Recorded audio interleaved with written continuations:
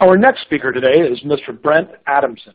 Brent is the co-author of The Challenger Sale, and he is Principal of Advisory Services for the Corporate Executive Board's Sales and Marketing Practice. In that role, he serves as the Chief Storyteller for both the Sales Executive Council and Marketing Leadership Council. Well known for both his passion and excitement for great ideas, Brent is a sought-after speaker and facilitator on commercial transformation. In his nearly 10 years at CEB, Brent has presented to and worked with tens of thousands of sales and marketing pros all over the world to redefine what good looks like when it comes to commercial excellence. As part of that work, he's been privileged to partner with some of the greatest thought leaders working in B2B sales and marketing today. With more than 20 years of experience as a professional researcher, teacher, trainer, and facilitator, Brent learned long ago that even the world's best research only drives action when wrapped in a compelling story. Please join me in welcoming Brent. Well, hello everyone. My name is Brent Adamson, and on behalf of CEB Sales and Marketing, I am delighted to be with you today to give you a sneak preview into our latest work over at CEB, titled The Challenger Customer, due out in September. What I thought I'd do today over the next roughly about 14 minutes or so is just give you just a flavor, a taste of what all of our new research is about, and hopefully get you excited to see the work when it debuts in the fall. Now, I think a number of you will remember when we first published the book, The Challenger Sale, back in about 2011. Really, the whole idea there was focused on what world-class selling looks like in today's sales environment. And the sort of the message of that story kind of boiled down to the fact that in all of the research of thousands and thousands of sales professionals around the world, we found that virtually every sales rep has this tendency to fall into one of 5 distinct profiles. And this profile, called the Challenger, was the one that was by far most likely to win, because they're out challenging customers' thinking, teaching them new things not about our business, but about the customer's business.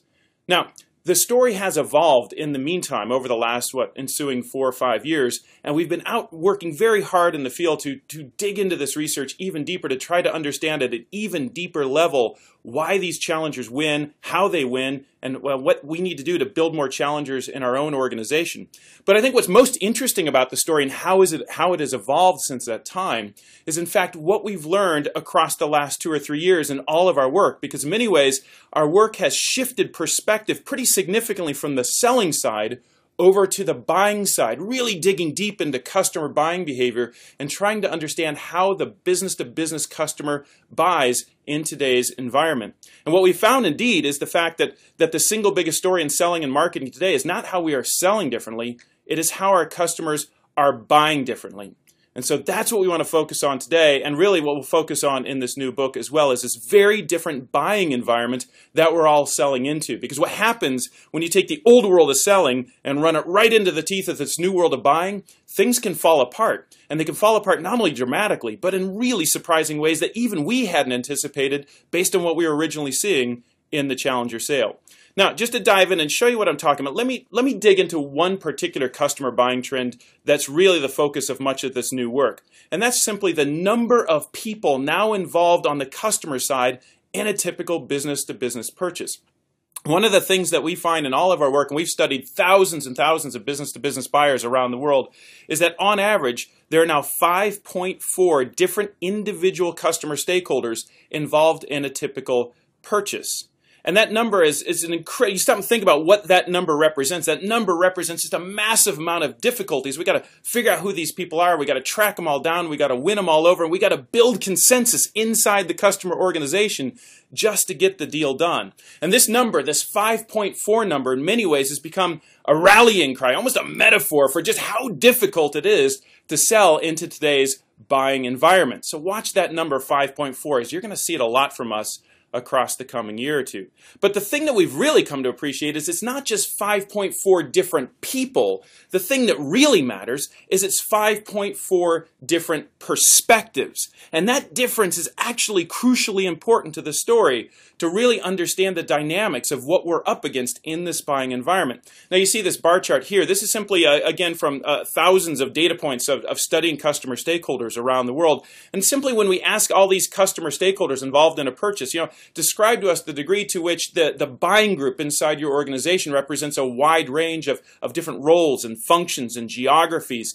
And the answer is almost all the time, right? So it's not just 5.4 different people, but the fact that those 5.4 different people, one's from finance, one's from procurement, one's from the German territory, you name it. It's just that the fact that there's people now involved in a purchase that frankly weren't even there just a few short years ago makes things incredibly difficult. So how do we sell into this world of the 5.4, and what does that look like?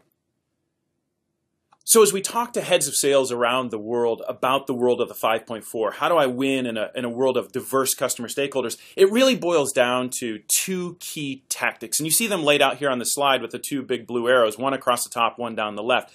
Really, it's a story of two things. One about winning access to each of those 5.4 individuals. How do I literally just get in front of them, figuratively or literally in the field on the phone? And then once I get in front of each of those individuals, how do I win them over? So it's a series of 5.4 conversations. And of course, the ones that we know and the ones we've sold to in the past, they're relatively easy to win access to, and we kind of know what to say to them. But what about those individual stakeholders we traditionally haven't called on in the past? How do we even win the right to get in the door to have that conversation in the first place? And then once we get there, what do we actually say? And this is really this double challenge that as we talk to heads of sales around the world that they're facing every single day of track them all down and win them all over. One of our heads of sales we know quite well, he said, it's kind of like that plate spinning act at the circus. You get the first plate spinning, you get the second plate spinning. By the time you get the third one spinning, the first one's wobbling, you got to go back and work on it again. And this is the world that we live in today. And I think one of the challenges is not just that we've got to figure out who the 5.4 are, but sometimes our customer has to figure out who the 5.4 is because they don't know either. But if we could just figure this out, working from the known to the less known, collecting a yes as we go, building that collection of yeses across this page, then that's how we're going to win. Well, this is what we set out to test. What does this strategy look like when we play it out in the world based on a whole lot of data? And as we went out and we studied customer buying behavior and compared it to actual sales rep selling behavior, we found something that kind of blew us away. And what we found is, it's a bar chart. But the bar chart is one of the most intriguing and frankly terrifying bar charts we have produced in a long time because it completely caught us off guard in terms of what it represents and how it fits in with everything else that we've published in the past. So let me explain what you're looking at here with this bar chart. So you'll notice in the vertical axis, everything is measured here in terms of change in likelihood of making a high-quality sale. And we like that metric. In fact, much of our work at CEB Sales now is denominated in that particular metric because this isn't about did we win? Because there's all sorts of ways we can win and ultimately wind up losing. This is about did we win the way we want to win, the bigger deal at the higher margin. So that's what we're measuring here. Now, what we did is we took that strategy that we just reviewed on the previous page, to track down each of the 5.4 and win them over as individuals, and ran it through a model around a likelihood of making a high-quality sale. And what we got is a bar chart that looks like this, that frankly was, as I mentioned, pretty surprising when we first saw it. So here are our two strategies. Each bar represents one dimension of that two-part strategy. So the bar on the left tells us that winning access to customer stakeholders who are all involved in evaluating the purchase, that you see that there on the left as a positive 4%. And then positioning the offer on the merits of value to each individual stakeholder, that's on the right, at a negative 4%. And what do those bars mean? Well, let me take them one at a time to explain this to you. So the bar on the left, let's do that one first. So the bar on the left, the way you read this is simply this. If we were to go from below average performance to above average performance on winning access to each of those individual stakeholders, we'd be 4% more likely to close a high quality sale. Now, 4%, you might ask yourself, I don't know, Brent, 4% doesn't seem like a lot. Are you sure that's a very big impact? And the answer is no, actually, it's not. In fact, it's a surprisingly small number. And you ask yourself, why would that number be so small? I tracked them all down, and I get a 4% increase in likelihood to win a high-quality sale. What's going on there? But as weird as that bar is, even weirder is the bar over on the right, which is actually, well, this one's actually negative. And what does that mean? Well, it means the way you read this bar is the exact same way we read the first one, which is if we were to go from below average performance to above average performance on positioning our offer on the merits of value to an individual stakeholder, that is, if we position our offer to be closer tailored to what each individual cares about, we are actually 4% less likely to close a high quality sale. The better we get at positioning, the worse the deal becomes. Now, how is that even possible? And I got to tell you, when we first looked at this, we're the challenger guys, right? It's all about teach, tailor, take control, and we're sitting there staring at a bar chart that seems to tell us that tailoring actually hurts you.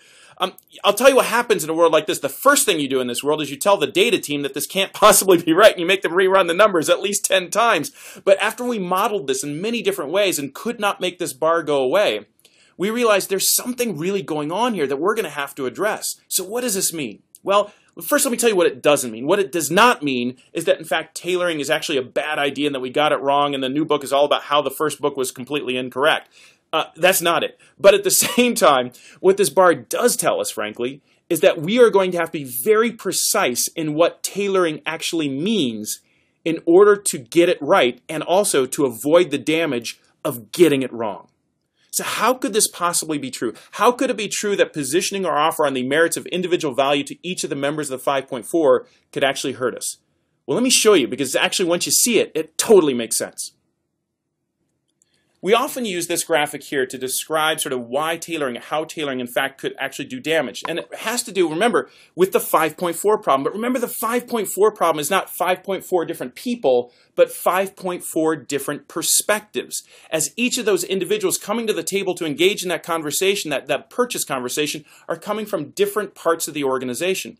And each one of them brings with them something that we call a mental model. And you see those represented by these three circles here. So a mental model is simply a basic concept to capture the goals, the priorities, the metrics, the means that matter most to a particular individual. But if each of those individuals coming to that table to join together to make that purchase decision have very diverse mental models, one's from finance, one's from procurement, one's from IT, and they come from different geographies and they come from different levels in the organization, what's going to happen is they're going to come together to try to figure out what they agree on. And if they've got very divergent mental models, they're going to find that they can agree on very little. In fact, I can probably guarantee that I can guess what they're going to agree on right now, because if you've got 3 to 5 or 5.4 different people who don't seem to agree on very much, there are 4 things they're almost guaranteed to agree on. And that is, you know what we need to do? We need to avoid risk. We need to reduce disruption. We need to move cautiously. And you know what we really need to do? We need to save money. And we all know what it feels like to be on the receiving end of that kind of customer consensus.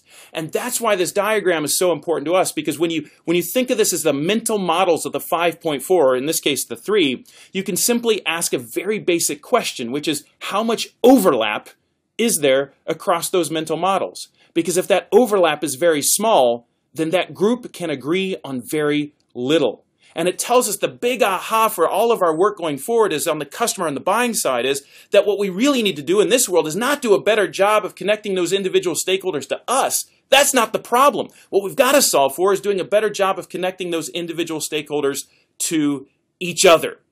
And what we also know is that we're not going to be able to do that on our own. We're going to need someone inside the customer organization to help get that done.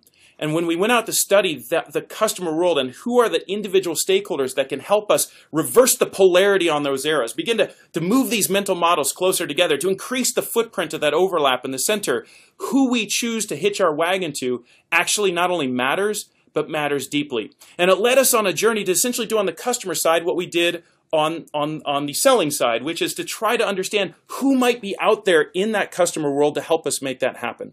And as we went out and profiled customer stakeholders, what we found is there's actually 7. So on the selling side, we found 5 flavors or profiles of sales reps.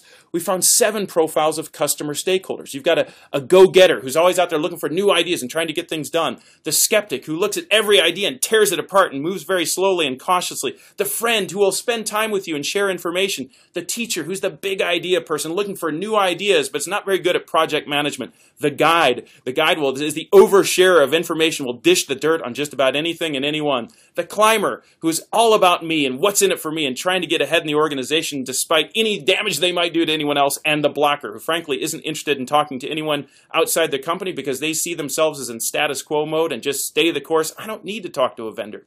So those are the 7 profiles that we found inside a customer organization. This is who we have to choose from. And what we found is when you have to choose from these 7 profiles, when we went and looked at star performing sales data, we found is star performing sales reps make one choice and core performers make another. Who you choose here deeply matters in a world of the 5.4. And what I can tell you is that star performing sales reps choose to focus their time, their energy, their efforts on building relationships with 3 of these profiles in particular, because those 3 profiles represent the challenger inside the customer organization. Now, who is that challenger customer? That's what we talk about in the book that'll be out in the fall, and we're super excited to share that with you. Who are these challenger customers? How do I find them? What do I do with them? And how do I get it done?